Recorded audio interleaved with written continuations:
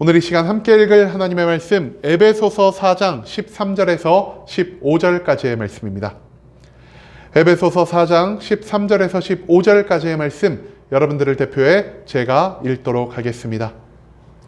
에베소서 4장 13절 말씀부터 제가 계속해 읽어가도록 하겠습니다. 우리가 다 하나님의 아들을 믿는 것과 아는 일에 하나가 되어 온전한 사람을 이루어 그리스도의 장성한 분량이 충만한 데까지 이르리니 이는 우리가 이제부터 어린아이가 되지 아니하여 사람의 속임수와 간사한 유혹에 빠져 온갖 교훈의 풍조에 밀려 요동하지 않게 하려 함이라. 오직 사랑 안에서 참된 것을 하여 범사에 그에게까지 자랄지라. 그는 머리니 곧 그리스도라. 아멘. 오늘 이 시간 우리는 어떻게 성장해야 하나라는 제목을 갖고 오늘 우리가 읽은 하나님의 말씀 함께 나누는 시간 갖도록 하겠습니다. 성도의 정체성과 교회의 본질, 그리고 우리가 감당해야 할 영적인 전쟁에 대해서 가르쳐주는 에베소서 그 4장의 말씀을 갖고 함께 나누는 시간 갖고 있습니다. 오늘 본문 말씀 가운데에서 우리는 그리스도인으로서 우리가 어떻게 성장해 가야 하는지에 대해 배울 수 있게 될 것입니다.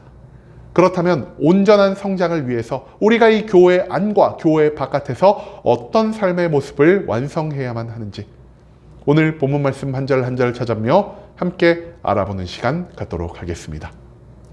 먼저 본문 13절 말씀에서 성경은 이렇게 기록합니다. 우리가 다 하나님의 아들을 믿는 것과 아는 일에 하나가 되어 온전한 사람을 이루어 그리스도의 장성한 분량이 충만한 데까지 이르리니.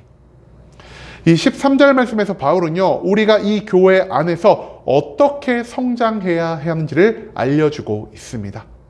바울은요, 우리 신앙생활의 목적이 온전한 사람을 이루어 그리스도의 장성한 분량이 충만한 데까지 이르는 것이라는 사실을 우리에게 먼저 알려주고 있습니다. 그리고 이처럼 그리스도의 장성한 분량에까지 이르기 위해서 우리가 두 가지의 것을 갖추어야 한다는 것을 강조하고 있는데요. 이 두 가지는 각각 무엇이냐? 첫 번째, 하나님의 아들인 그리스도를 믿는 것과 하나님의 아들인 그리스도를 아는 일에 하나가 되어야 한다는 사실을 바울은 이 말씀 가운데에서 선포하고 있다는 것입니다. 그렇다면 먼저 우리는 왜 하나님의 아들 예수 그리스도를 믿는 믿음을 가져야만 하는 것일까요? 수없이 많은 성경의 말씀 가운데에서 하나님은 우리에게 알려주고 계십니다. 우리가 죄에서 해방되어 온전한 구원을 얻기 위해서는 재물도 필요한 것이 아니요, 능력도 필요한 것이 아니요, 열정이나 업적이 필요한 것도 아니라는 것을 말입니다. 여러분, 구원은 우리 인간의 힘과 능력으로, 세상의 방법으로, 우리의 열심과 우리의 열정으로 만들 수 있는 것이 아닙니다. 구원은 오직 하나님의 선물로부터 내려온 것이기 때문에 우리가 하나님이 기뻐하실 만한 삶의 모습, 즉 예수 그리스도를 믿는 믿음에서부터 구원이 시작된다라는 사실을 우리는 절대 잊지 말아야 한다라는 것입니다. 그렇다면 이처럼 예수 그리스도를 믿는 믿음을 가지고 있는 것은 무엇을 의미하는 것일까요? 가장 먼저 우리가요, 예수 그리스도를 내 눈으로 직접 보지 않고 예수 그리스도를 내가 직접 체험하지 않더라도 복음에 담긴 모든 예수 그리스도의 행적을 통해 그리스도를 믿는 믿음을 갖는 것, 하나님은 이처럼 보지 않고 믿는 온전한 믿음을 우리에게 요구하고 계신다라는 것입니다.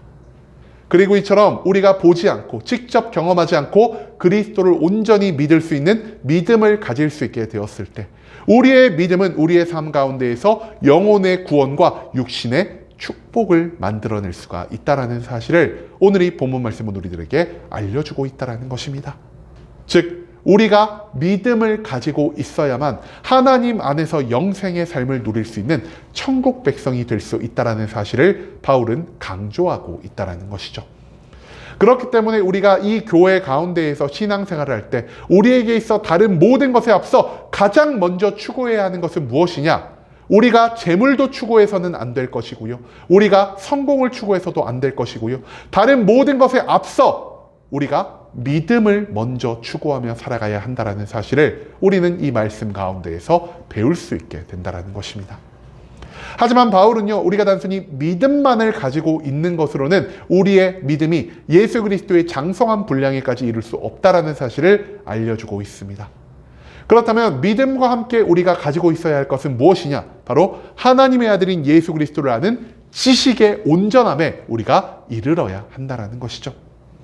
여러분, 그런데요, 우리는 때때로 지식이 없이도 예수 그리스도를 믿을 수 있다는 이 확신을 가지고 있음으로 인해 우리가 말씀 가운데에서, 기도 가운데에서, 찬양 가운데에서 그리스도를 아는 지식을 얻는 것을 소홀히 하며 살아갈 때가 너무나 많은 것 같습니다.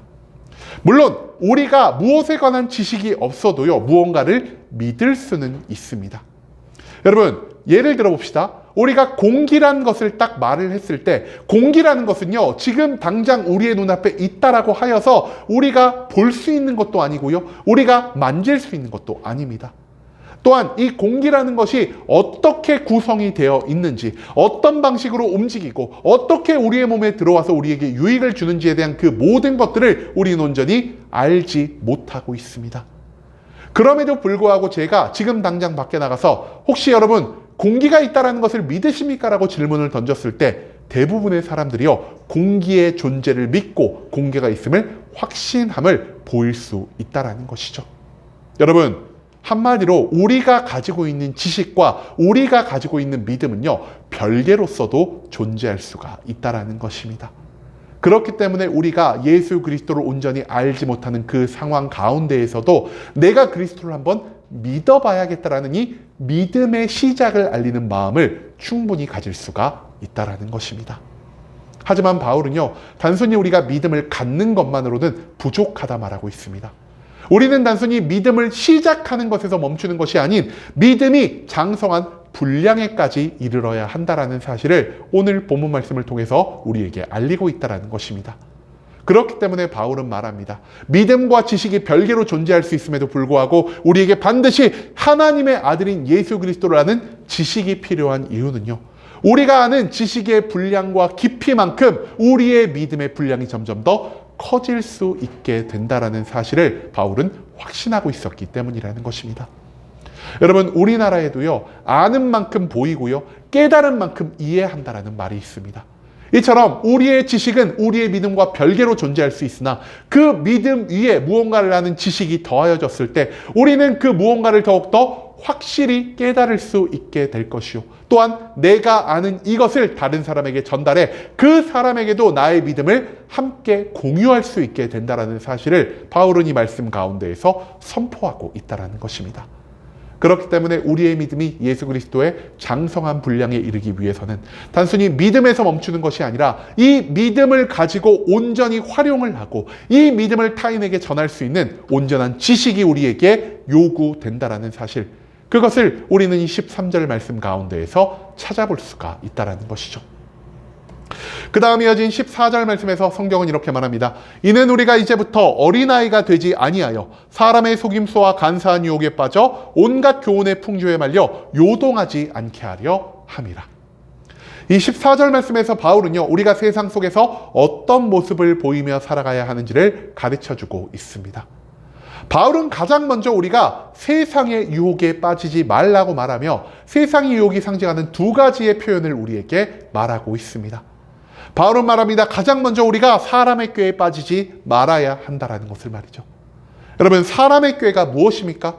우리의 믿음, 예수 그리스도를 믿는 믿음 안에서 구원을 얻고 기쁨과 평강과 축복 가운데 살아갈 수 있다는 우리의 믿음을 흔들어 놓는 온갖 세상의 모든 거짓말과 정보들을 의미하는 표현이 바로 이 사람의 꾀라 부를 수 있다는 것입니다.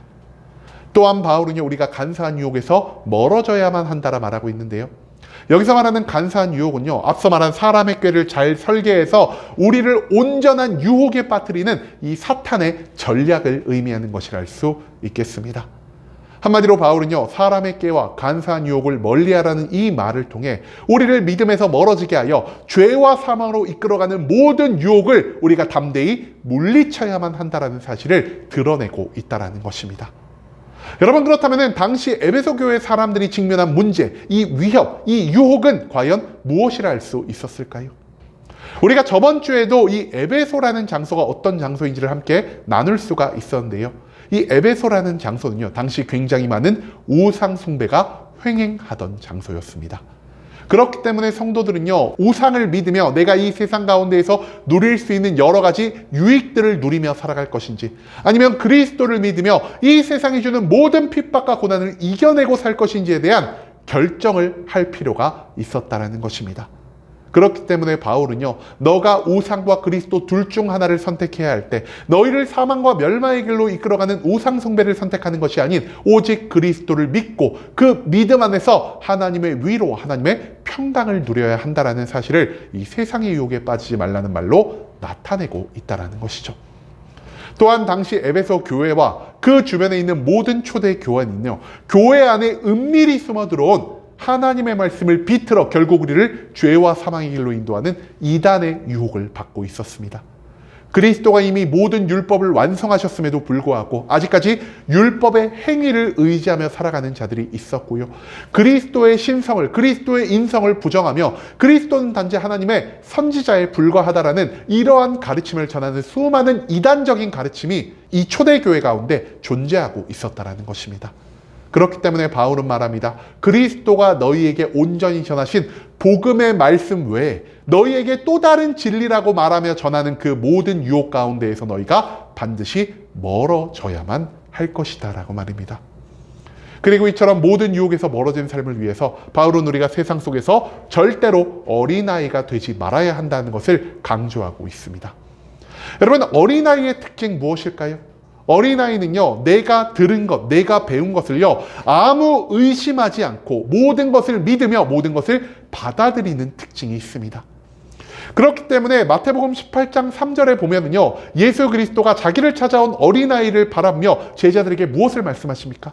너희가 이 어린아이와 같은 믿음을 갖지 못한다면 천국에 들어갈 수 없을 것이다라는 말씀을 선포하고 계신다라는 것입니다. 이처럼 우리가 예수 그리스도를 믿는 믿음에서는 반드시 어린아이와 같은 순진하고 열린 마음을 갖추어야 한다는 사실을 우리는 이미 성경의 말씀을 통해서 배울 수가 있게 된다는 것이죠.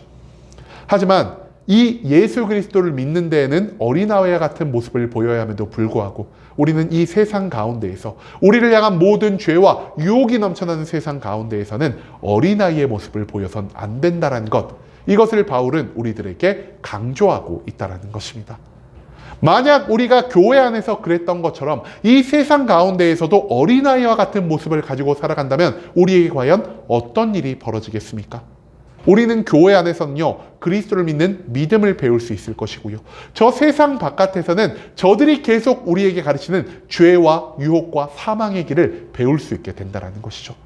그리고 이 믿음과 이 죄가 우리의 마음 가운데에서 섞이기 시작할 때 우리는 하나님이 말씀하신 뜨겁지도 않고 차갑지도 않은 하나님이 입 밖으로 뱉어버릴 미지근한 상태로 변화되어 우리가 하나님의 구원을 얻는 것이 아닌 하나님의 심판과 징계 가운데 놓일 수 있게 된다는 사실, 그것을 오늘 이 말씀 가운데에서 우리는 잊지 말아야 한다는 것입니다.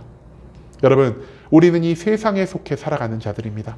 그렇기 때문에 누구보다 우리는 이 세상이 우리에게 가르쳐주는 잘못된 유행과 잘못된 가르침에 너무나 많이 흔들리며 살아갈 수 있게 된다는 것이죠. 그렇기 때문에 바울은 말합니다. 우리가 이 세상의 유혹을 마주했을 때, 이 세상의 잘못된 진리를 마주했을 때 우리가 더 이상 어린아이처럼 이 세상의 모든 것을 단순히 흡수하고 믿고 받아들이기만 하는 것이 아니라 하나님이 주시는 온전한 분별력 안에서, 성령 충만함이 주시는 온전한 분별력 안에서 우리가 이 모든 죄와 유혹들을 단호히 거절하며 살아갈 필요가 있다는 사실, 그것을 이 14절 말씀은 우리들에게 선포하고 있다는 것입니다. 마지막 15절 말씀에서 성경은 이렇게 말합니다. 오직 사랑 안에서 참된 것을 하여 범사에 그에게까지 자랄지라. 그는 머리니 곧 그리스도라. 15절 말씀에서 바울은 참된 성장을 위해서 마지막으로 우리에게 필요한 것이 무엇인지를 가르쳐주고 있습니다. 여러분, 바울은 우리에게 마지막으로 사랑 안에서 참된 것, 곧 진리를 행하라 말하고 있습니다. 이 말을 조금 더 쉽게 해석해 보자면요, 진리를 말하고 진리를 행동하며 살 때 오직 이 진리를 무엇 안에 행해야 하냐? 사랑 안에서 행하라는 것을 바울은 나타내고 있다는 것입니다. 여러분, 하지만 우리는 어떻습니까? 우리는요, 이 예배의 공간 안에서, 이 교회 안에서 진리와 사랑의 두 가지의 모습을 모두 갖추고 살아갈 때보다 사랑만을 가지고 살아가거나 진리만을 가지고 살아갈 때가 너무나 많다라는 것이죠. 여러분, 여기서 말하는 진리는 무엇일까요? 예수 그리스도께서 우리에게 전하신 모든 복음의 말씀, 즉 성경의 말씀을 의미하는 것입니다. 그런데 우리가 성경의 말씀을 많이 알아가면 알아갈수록, 진리에 통달하면 통달할수록 우리에게 어떤 문제가 생깁니까? 여러분, 우리의 눈에요, 이 교회 안에 있는 수많은 죄악된 것, 헛된 것이 보이기 시작한다는 것입니다. 그리고 우리가 진리 안에서만 살아간다면요, 우리는 이것이 잘못된 것이다, 저 사람들이 잘못을 저지르고 있는 것이다 라고 생각하며 저 사람들의 죄를 정죄할 수밖에 없을 것이고요, 저 사람들의 삶을 나의 믿음의 수준에 맞게 계속해서 교정해 주려 하게 될 것입니다. 그리고 이런 정죄와 이런 모든 교정과 권면 가운데에서 우리는 조금씩 교만하여질 수밖에 없을 것이요, 우리의 진리에 선포하는 이 모든 말, 모든 가르침으로 인해 이 교회 안에 있는 누군가는 상처를 받고 교회 바깥으로 나아가며 우리가 하나님 앞에 죄인이 될 수도 있다는 사실을 바울은 우리들에게 가르쳐주고 있다는 것이죠. 하지만 반대로 진리가 없이 사랑만을 가지고 살아간다면 어떻겠습니까? 내가 누군가를 사랑해야 한다는 강박증에 빠져서요, 이 사람이 교회 안에 죄악을 가지고 와도, 이 사람이 교회 안에 진리가 아닌 것을 가지고 와도, 그래, 저 사람을 사랑으로 품어야지, 우리의 진리가 조금 훼손되더라도 저 사람의 의견도 우리가 받아들여야지라는 이러한 생각으로 인해 그리스도가 피로 사신 교회의 진리가요, 점차 희석되고 점차 무너질 수밖에 없다라는 것입니다. 여러분, 그리스도의 복음이 무너진 교회는요, 절대로 구원이 만들어질 수가 없습니다. 그렇기 때문에 사랑만으로 이 교회 안의 모든 것들을 대하는 그러한 모습이요, 우리를 구원이 아닌 심판과 멸망과 징계의 길로 이끌 수 있다는 사실을 우리는 한 번 더 생각해 볼 필요가 있다는 것이죠. 그렇기 때문에 바울은 말합니다. 우리가 그리스도의 진리를 배워 그리스도의 진리를 선포하되 모든 것을 타인을 배려함 가운데에서 행해야 한다라고 말이죠. 한마디로 우리는요, 타인의 믿음을, 타인의 상태를 먼저 알아보고요, 그 사람이 감당할 수 있을 분량만큼의 진리를 전하며 먼저 그 사람을 사랑하는 마음으로 그 사람을 위해 기도할 필요가 있다는 것, 그것을 바울은 우리에게 가르쳐주고 있다는 것입니다. 그렇다면 우리가 이 사람을 위해 어떻게 기도해야 하겠습니까? 하나님, 저 사람이 믿음에 성장할 수 있도록 저 사람의 마음을 활짝 열어주시옵소서. 어떠한 진리가 저 사람에게 선포되는 그 사람이 어린아이와 같은 마음으로 이 진리를 받아들여 이 진리를 통해 자신의 믿음을 성장시킬 수 있게 하여 주시옵소서라는 이 사랑의 마음을 품고 우리가 나만을 위해서 기도하는 것이 아닌 내 주변에 있는 모든 사람을 위해 중보하는 마음으로, 사랑하는 마음으로 기도해야만 한다는 사실, 그것을 또한 우리는 기억할 필요가 있다라는 것입니다. 여러분, 그리고 바울은 마지막으로 우리에게 말합니다. 이 모든 것을 더해서 결국 우리가 무엇을 목표로 성장을 해야 하는지 말입니다. 여러분, 우리는 이 교회에 부자가 되기 위해 나온 것도 아니고요, 권력자가 되기 위해 나온 것도 아니고요, 성공한 사람이나 영웅이 되기 위해 이 교회, 이 예배의 자리로 모인 것이 아닙니다. 여러분, 바울은 우리가 이 예배의 공간 안에 모여 우리의 삶의 목표를 무엇으로 잡아야 한다라고 기록하고 있냐? 우리가 예수 그리스도를 닮은 삶을 살아가야 한다는 것을 강조하고 있다는 것입니다. 한마디로 우리는요, 그리스도를 지식적으로 아는 데서 멈춰서는 안 될 것이고요, 단순히 그리스도를 믿는 믿음을 시작하는 것에서 우리의 모든 신앙생활을 멈춰서도 안 된다는 것입니다. 또한 우리가 진리를 알고 진리를 선포하는 데에서만 멈춰서도 안 될 것이고요, 단순히 예수 그리스도의 마음을 갖고 사람을 품는 이 사랑을 가지고 있는 데서도 멈춰서는 안 된다는 것입니다. 우리는 예수 그리스도를 믿는 믿음과 그리스도를 아는 지식, 그리고 진리를 말하고 행동하는 이 모든 것과 사랑으로 주변에 있는 사람들을 품는 이 모든 것들을 통해 예수 그리스도를 닮아가는, 그리스도의 온전히 장성한 분량에 이르는 이러한 삶의 모습을 갖추어야 한다는 것입니다. 여러분, 그렇기 때문에 우리가 이 교회에서 우리 스스로를 무엇이라 부르고 있습니까? 우리는 이 교회에서 우리를 부자라고도 부르고 있지 않고요, 권력자, 성공한 자, 영웅이라고 부르고 있지도 않습니다. 우리는 이 교회 가운데에서 우리 스스로를요, 그리스도인이라 부르고 있다는 것입니다. 그리스도인이라는 것은 무엇을 의미하는 것입니까? 내가 그리스도를 닮아가길 원하는 그 소망이요, 우리 스스로를 부르는 호칭 가운데 남겨져 있다는 것이죠. 그렇기 때문에 이 예배 공동체 안에서 우리는 매일매일 스스로를 그리스도인으로 칭하며 우리의 목표가 무엇인지, 우리가 이 신앙생활을 통해 진짜 이르러야 할 장성한 믿음의 분량이 어디로 향해야 하는지를 다시 한번 깨달을 수 있게 된다는 것입니다. 여러분, 우리는 지금 무엇을 위해서 교회를 다니고 있습니까? 우리는요, 예수 그리스도를 닮아가기 위해서 교회를 다닐 때보다 단순히 나의 목표를 위해, 나의 만족과 나의 유익을 위해서 이 교회를 다닐 때가 너무나 많은 것 같습니다. 많은 성도들이요, 나의 삶의 성공을 위해, 나의 문제의 해결을 위해, 그리고 내가 혼자 잘 먹고 잘 살기 위해서 하나님의 축복과 하나님의 복을 누리기 위해 이 교회에 나올 때가 너무나 많다라는 것입니다. 하지만 이런 모습은요, 비단 오늘날만의 문제가 아닌 바울이 말씀을 가르치고 이 편지를 쓰던 에베소 교회 시대에도 똑같이 일어나는 것이었습니다. 한마디로 초대의 교회에 있는 많은 성도들도요, 하나님을 믿고 하나님 안에서 거듭나 그리스도를 닮은 삶을 목표로 하기보다는 단순히 나의 만족을 위해, 단순히 나의 유익을 위해서 이 예배의 공간으로 나올 때가 훨씬 더 많았다라는 것입니다. 바울은 이 모든 것을 알고 있었기 때문에 우리의 진짜 신앙생활의 목표가 무엇이 되어야 하는지를 오늘 본문 말씀의 편지를 통해서 교정해 주고자 했다라는 것이죠. 여러분, 우리 신앙생활의 목표 무엇이 되어야 합니까?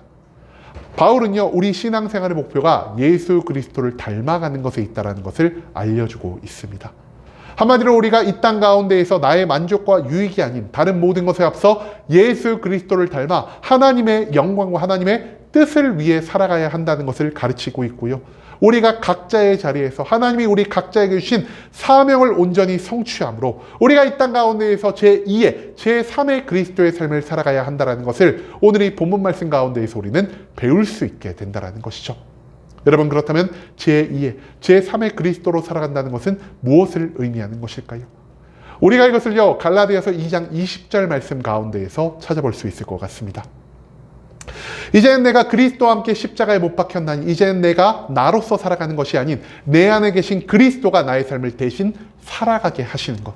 그것이 바로 우리 신앙생활의 궁극적인 목표이자 우리가 우리 스스로를 칭하는 그리스도인의 모습이 되어야 한다는 사실을 우리는 이 말씀 가운데에서 깨달아 가야만 한다는 것입니다. 여러분, 그렇다면 우리가 어떻게 해야만 이 땅 가운데에서 그리스도인으로 살아갈 수 있겠습니까? 오늘 본문 말씀에서 바울은 총 5가지를 우리에게 말하고 있습니다. 첫 번째, 가장 먼저 우리가 예수 그리스도가 하나님이자 하나님의 아들이자 나의 구원자임을 보지 않고 경험하지 않고 믿는 이 믿음을 갖추어야 한다는 것을 우리가 기억해야만 한다는 것이죠. 두 번째로 우리는 매일의 기도와 매일의 말씀, 매일의 찬양, 즉 매일매일 반복되는 신앙생활의 기본을 통해 예수 그리스도를 아는 지식을 점차 늘려감으로 우리의 믿음을 더욱더 확장시켜가고 우리의 믿음을 더욱더 완성시켜가며 우리가 믿고 있는 이 모든 것을 내 주변에 전할 수 있는 지식을 갖추어야 한다는 사실을 바울은 우리에게 알려주고 있습니다. 세 번째로 우리는요, 이 세상 가운데에서 우리를 믿음에서 멀어지게 하는 모든 유혹들을 어린아이와 같은 태도로 대하는 것이 아니라 단호하게 거절하는 이러한 삶의 모습을 가지고 이 모든 죄와 유혹 가운데에서 멀어질 필요가 있다는 것을 바울은 또한 우리에게 말하고 있습니다. 네 번째로 우리는 사랑 안에서, 즉 이 사람이 받아들일 수 있는 분량 가운데에서 진리를 전하며 이 사람의 마음이 더 열릴 수 있게 되기를, 이 사람이 더 하나님 안에서 온전히 변화된 삶을 살 수 있기를 소망하므로 사랑 안에서 진리를 전하며 저 사람을 위해 기도하는 중보자의 삶을 살아가야 한다는 것, 그것을 바울은 우리에게 알려주고 있습니다. 마지막으로 이 모든 것을 통해서 단순히 우리가 믿는 것, 아는 것, 진리를 선포하고 사랑하며 사는 것, 죄에서 멀어진 삶을 살아가는 것에서만 멈추는 것이 아닌 우리가 그리스도의 장성한 믿음의 분량에 따라 그리스도를 닮아가는 그리스도인의 삶을 살아가는 것을 바울은 우리에게 요청하고 있다는 것이죠. 그리고 이처럼 이 모든 신앙생활의 과정을 통해서 우리가 참된 그리스도인이 되었을 때 우리의 삶은 하나님이 주시는 육신의 축복과 영혼의 구원으로 넘쳐 흐를 수 있게 될 것이요, 우리는 죽어서는 영생의 천국 백성으로 하나님 곁에서 참된 행복과 평강을 누릴 수 있게 된다는 사실을 오늘 이 본문 말씀은 우리들에게 알려주고 있다는 것입니다. 여러분, 이제는 우리의 신앙생활의 목표가 다른 모든 것이 아닌 오직 그리스도인이 되는 것이라는 사실을 잊지 않을 수 있기를 원합니다. 그리스도인으로서 예수님처럼 하나님의 뜻을 위해 살아갈 때 내게 필요한 모든 축복뿐 아니라 내 마음의 평강, 그리고 천국 백성의 자격증, 우리에게 이 땅 가운데 필요한 모든 것이 공급될 수가 있다는 사실을 바울은 이 말씀 가운데에서 우리에게 가르쳐 주고 있습니다.